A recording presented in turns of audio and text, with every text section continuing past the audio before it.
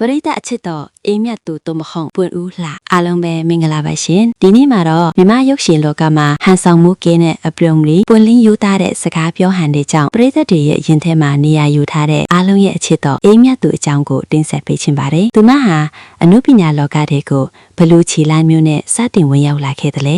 ဘလူစိုက်ရုပ်တွေနဲ့လူတီများလာခဲ့တယ်လေဆိုတာဒီဗီဒီယိုလေးမှာအစားအဆုံးကြည့်ရှုပေးကြအောင်နော်အေးမြတ်သူဟာအနုပညာလောကတွေကိုမော်ဒယ်တယောက်အနေနဲ့စတင်ဝင်ရောက်ခဲ့တာပါအစားပိုင်းမှာတော့ဝေဖန်မှုတချို့အခက်အခဲတချို့ရှိခဲ့ပေမဲ့သူမရဲ့ဇွဲနဲ့ကြိုးစားမှုကတော့ရော့မသွားခဲ့ပါဘူးကျမကသရုပ်ဆောင်ကောင်းတဲ့မင်းသမီးတယောက်ဖြစ်ချင်တာပါလို့အမြင်ပြောလေးရှိတဲ့သူမဟာဗီဒီယိုစကားပေါင်းများစွာမှာအခရာကျတဲ့နေရာကနေပါဝင်သရုပ်ဆောင်ရင်ပရိသတ်တွေထားမိလာအောင်ကြိုးစားခဲ့ပါတယ်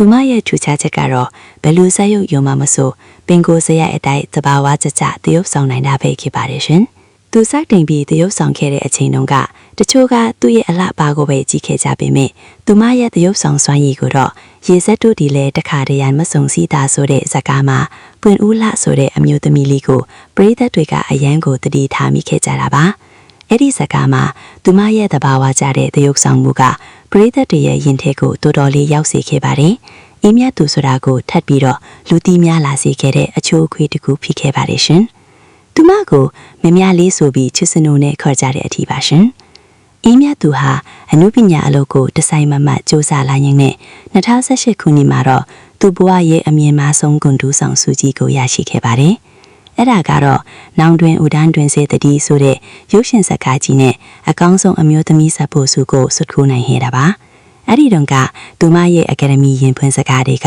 အယမ်းကိုယိုသားလို့ပရိသတ်တွေတော်တော်များများမျက်ရည်ကျခဲ့ရတာမမိကြအောင်ပဲထင်ပါတယ်နော်။ဒါဟာသူမရဲ့ကြိုးစားမှုတွေအတွက်ထိုက်တန်တန်ရရှိခဲ့တဲ့ဆုလာပါမယ်။အေးမြတ်သူဟာအနုပညာလောကထဲမှာနှစ်ပေါင်းများစွာကြာခဲ့ပြီးဆိုပေမဲ့သူ့ရဲ့ယိုသားမှုစိတ်ရင်းစေတနာကောင်းမှုတွေကြောင့်အခုထိပရိသတ်တွေကအခိုင်အမာချစ်ခင်နေကြတော့ပါပဲ။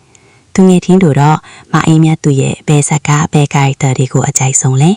ရေစက်တို့ဒီလည်းတခါတည်းမစုံစည်းတာလားနောင်တွင်ဦးတန်းတွင်စေတည်းလားဒါမှမဟုတ်ပွင့်ဦးလာလားဆိုတာ comment မှာပြောပြသွားကြပါဦးနော်ဗီဒီယိုလေးကိုကြိုက်နေတဲ့ရင် like and subscribe လုပ်ပေးဖို့မမေ့နဲ့ဦးနော်နောက်ထပ်လည်းစိတ်ဝင်စားစရာအနုပညာရှင်တွေအကြောင်းတင်ဆက်ပေးဦးမှာမို့ကျမတို့ channel စောင့်ကြည့်ပေးကြပါအောင်ရှင်